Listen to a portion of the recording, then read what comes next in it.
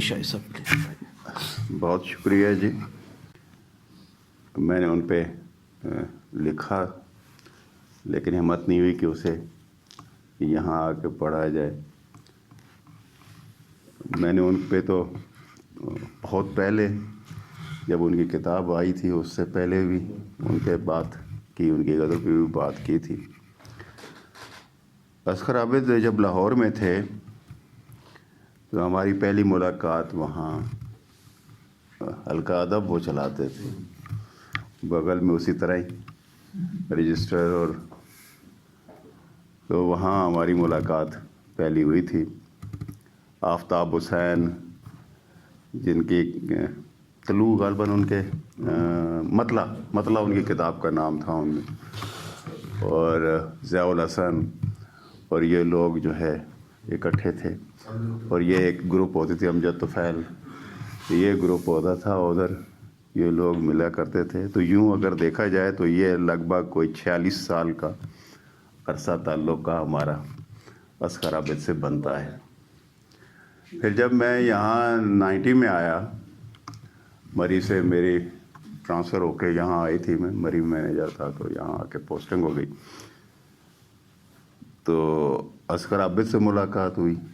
تو اصغر عابد سے ملاقات ہوئی تو وہ جتنے نام ارشد چاہل ابھی گن رہے تھے گویا سب سے ملاقات ہو گئی، اس لیے کہ وہ تو مجھے لیے پھرتے تھے، کبھی اس جگہ پہ کبھی اس جگہ. اور دیکھیں فلاں جو ہے وہ فلاں جگہ سے آیا ہوا ہے، فلاں ہے، تو وہ سب سے ملاتے تھے.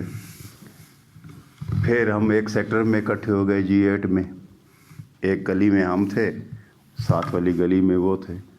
تو وہ یہ کہ یہ سمجھیے کہ وہ ہمارے گھر ہوتے تھے یا وہ ان کے گھر ہوتے تھے. تو ہمارے فیملی کے بچوں کے آپس میں تعلق ایک ہمارا بن گیا. میرے پاس شاید کاغذ میں ڈھونڈوں گا تو اس میں وشا کے نام پہ نظم ایک ملے گی، کوئی اس کے ثنا کے نام پہ نظم ملے گی. ان کی برتھ ڈے جب ہوئی ہے تو اس نے کوئی نظم لکھی ہوئی ہے اور اس میں وہ لے کے آگے. وہاں سے ہم G9 گئے تو ایک ہی گلی میں ہم پہلے، اور پھر دوسری گلی میں وہیں پہ اختر شیخ وغیرہ وہ آتے تھے، مارکیٹ ایک ساتھ تھی، وہاں بیٹھا کرتے تھے. تو ہم اکٹھے ہی جا کے وہاں بیٹھ جاتے تھے. مہمان میرے آتے تھے اور دونوں ہوتا تھا، بھاگ وہ رہے ہیں، اچھا یہ ہونا چاہیے، یہ ہونا چاہیے، یہ ہونا چاہیے. تو وہ وقت ان کا لگ بھگ ہمارے گھر میں یا ہمارا ان کے یہاں گزرتا تھا. تو جس وقت وہ مختلف چیزیں وہ لکھ رہے ہوتے تھے، کبھی ہائیکو لکھ رہے ہیں، کبھی مائیا لکھ رہے ہیں، کبھی کوئی چیز لکھ رہے ہیں، کبھی کچھ لکھ رہے ہیں. تو میں نے ایک دن کہا، میں نے کہا اپنی غزل کی کتاب ہے یار، یہ پہلے لاؤ، تمہاری شناخت ہے وہ غزل.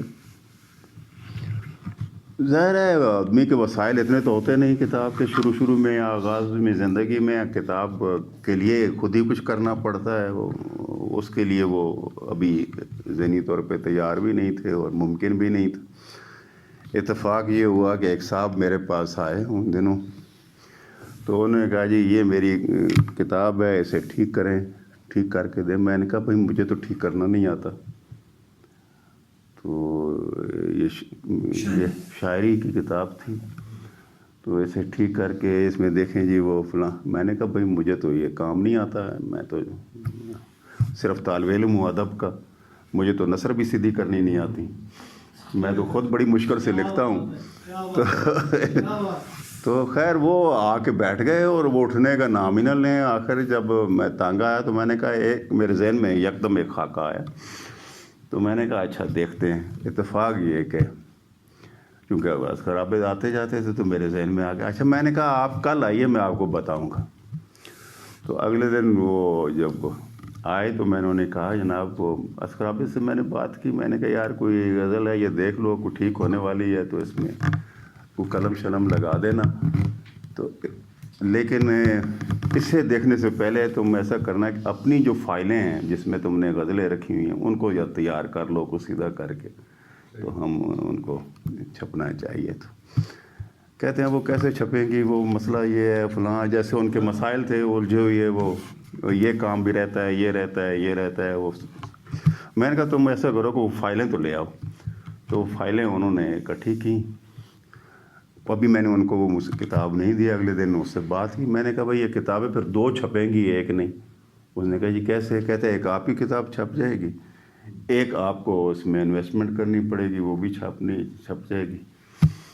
تو وہ تو صاحب اتنے تھے کہ انہوں نے کہا ٹھیک ہے جی بالکل صحیح ہے۔ تو یوں وہ کتاب جو تھی، ظاہر ہے سر ورشت چال سے انہوں نے مشورہ کیا ہوگا ضرور کتاب کی ترتیب میں، لیکن ہم نے ایک دن یوں کیا کہ گاڑی میں بیٹھے ہم دونوں اور چلے گئے رؤف امیر کی طرف۔ رؤف امیر سے بھی مشورہ کیا اور سارا کچھ کر کرا کے جناب کتاب ہم نے وہ کر کے تو اللہ نے کیا کہ پانی کو پتوار کیا جو ہے۔ لیکن ان کی کتاب اتنی اچھی صحیح کی انہوں نے، یہ بھی تو بتائیے۔ وہ ایسے آدمی ہیں کہ وہ یہ سمجھتے ہیں کہ ٹھیک کرنے کا مطلب یہ ہے کہ شاعری کرنا، تو وہ نہیں دیکھتے کہ بھائی وہ تو بہت زیادہ، خیر یہ تو ایسی باتیں ہیں جو، لیکن آپ دیکھیے ذمہ دار وہ آدمی بہت زیادہ تھے، اور ٹی وی تو ان کے ذہن پہ اوپر پورا سوار تھا، کینچی اور ایک رجسٹر اور کٹ پیسٹ کرنا، اخبار کلپ کرنا، اس کو جناب جوڑتے رہنا۔ اچھا وہ میرے بارے میں خبر آئی ہے تو اس کو وہ الگ سے پیسٹ کر کے رکھا ہوا ہے، وہ پورا ایک فائل میرے نام سے انہوں نے تیار کی ہے، تو کئی دفعہ یہ دیکھا ہے تو اس میں بہت ساری چیزیں جو ہیں وہ میرے بارے میں موجود ہیں، میرے پاس نہیں ہوں گی ان کے پاس ہوں گی۔ تو ایسا ہی انہوں نے ہر دوست کے بارے میں کیا ہوا تھا۔ مجھے یاد ہے جب اقبال ہال میں تھا وہ سیکٹری تھے، اس سے پہلے جوائنٹ سیکٹری خلیق تھے، تو یہ خلیق میرے خیال دوڑے اس وقت، تو اصغر عابد کا بھی دل نہیں تھا کہ وہ آگے کنٹینیو کرے، لیکن اس کے بعد اختر عثمان غالباً سیکٹری بنے تھے جس وقت، اس کے بعد اختر عثمان بیچ میں چھوڑ گئے۔ جب چھوڑ گئے تو منشا جی صاحب نے مجھے گھیر لیا، اور انہوں نے کہا کہ میں بینکر آدمی ہوں، میرے بڑا مشکل ہوتا ہے اس کے لیے وقت نکالنا، صبح سے لے کر شام تک آدمی دفتر میں بیٹھا ہو، تو انہوں نے کہا نہیں کچھ بھی نہیں ہوگا، دیکھو تمہارے ساتھ اصغر عابد کام کرے گا۔ میں نے کہا وہ اصغر عابد سیکٹری رہا ہے، تو خیر انہوں نے اصغر عابد کو گھیر گھار کے جوائنٹ سیکٹری بنا دیا اور مجھے سیکٹری جو ہے وہ اس پہ، تو یوں بھی ہم نے، لیکن خیر ہماری آپس میں ایسی دوستی رہی، ایسی محبت کا رشتہ رہا۔ مسلسل نے میرے اوپر کئی مضامین لکھے، میرے افسانے جو ہیں ان کو انہوں نے سرائکی میں ٹرانسلیٹ کیا، پھر لے جائے ادھر جا کے طاہر تونسوی کے حوالے کر دیا، طاہر تونسوی نے وہاں انہیں سرائکی ادبی بورڈ کے ذریعے انہیں چھاپ بھی دیا پارو کے نام سے۔ تو وہ ایسے آدمی تھے انتہا درجے کے پرخلوص۔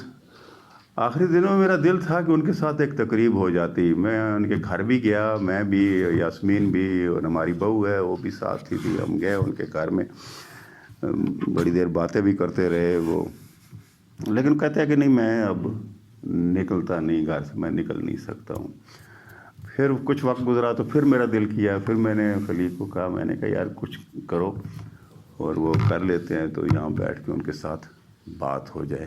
تو انتہا درجے کے یہ جو آپ بار بار کہتے ہیں وہ ملن نثار سے ڈاؤن ٹو ارتھ تھے، میرا خیال ہے کہ وہ جھکتے جھکتے لوگوں کو احترام دیتے دیتے پیچھے ہٹتے ہٹتے وہ بالکل ہی اپنی جو ذات جو ان کی تھی اس کی وہ نفی کرتے گئے، حالانکہ وہ بہت آگے جا سکتے تھے۔ میں نے یہ دیکھا ہے کہ پی ٹی وی میں آدمی ہو اور پی آر ہو اور پھر اسے راستہ نہ ملے آگے بڑھنے کا اور بہت آگے نکلنے کا، اور کئی لوگوں کو لتاڑ کے آگے نکلنے کا اسے راستہ ملے، یہ ممکن نہیں تھا۔ جس زمانے میں ایک ہی ٹی وی تھا اس زمانے میں وہ پی آر او تھے اس ٹی وی کے، تو اس کے باوجود اس شخص نے بہت ایک پیچھے ہٹتے ہٹتے، اور آخر میں انہیں میرا خیال ہے کوئی اور جگہ نہیں ملی تو بلاوا ملتان سے آیا تو وہ ادھر چلے گئے، اس سے پیچھے وہ کیا ہٹ سکتے تھے۔ تو اللہ ان کے درجات بلند کرے اور انہیں غریب کی رحمت کرے۔ بہت